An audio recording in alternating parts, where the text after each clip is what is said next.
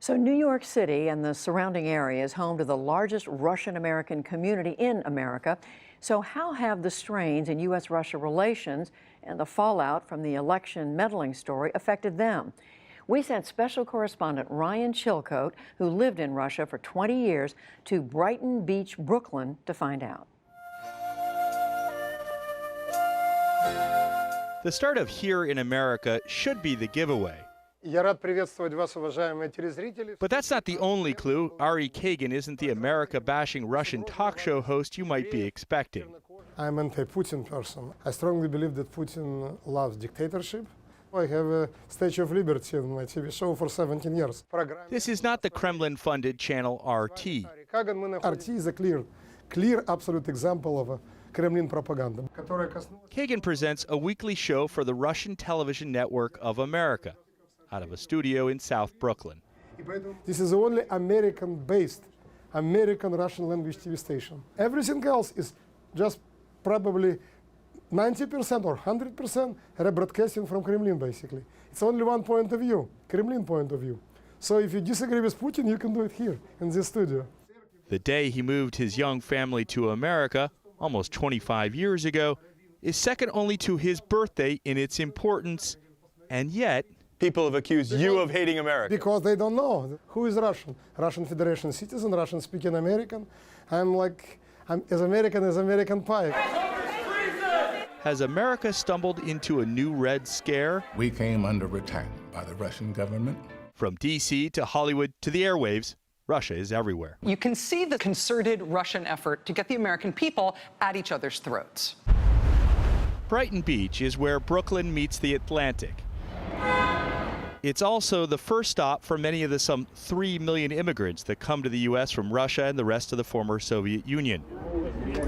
President Vladimir Putin isn't very popular, but many of them also feel they and the country they left behind are being scapegoated, accused of supernatural powers. They blame Russia if you miss a plane, if you miss a vote, if you miss something, so it's Russian. So you don't believe that Russia meddled in the election or... Russia didn't have such a power to influence American votes, American life. They can bark, that's it. Yelena Vishnevetsky is kicking off her call-in show at Brooklyn's Davidson radio station, and she's invited me along to co-host. It's Friday the 13th. And that's Michael Jackson's Thriller. Our topic, are Russians the new bogeyman? What do you think about the hysteria? What do you think about Russia's influence on our elections? The Russians didn't have anything to do with the elections. This is all the Democrats making excuses for losing the election. Caller after caller blamed the Democrats for putting all the blame on the Kremlin. Your radio listeners, they're pro-Trump? Yes. They love President Trump. A lot. A lot. Over 80% of Brighton Beach voted for President Donald Trump. First-generation Russian Americans tend to despise left-leaning politics and, by extension, the Democrats, after their experience in the Soviet Union. Anna Katz-Nelson came here as a schoolgirl. A lot of older Russians who are Trump supporters, they think that this is left fake news. You know, Trump reiterates that every time he speaks about the Washington Post or the New York Times. Katz-Nelson is a member of the Facebook group Anti-Trump Soviet Immigrants. My dad voted for Trump, and it was very traumatic. So we stopped speaking for several weeks. I almost lost my babysitting. Everybody who supports me, please stand behind me.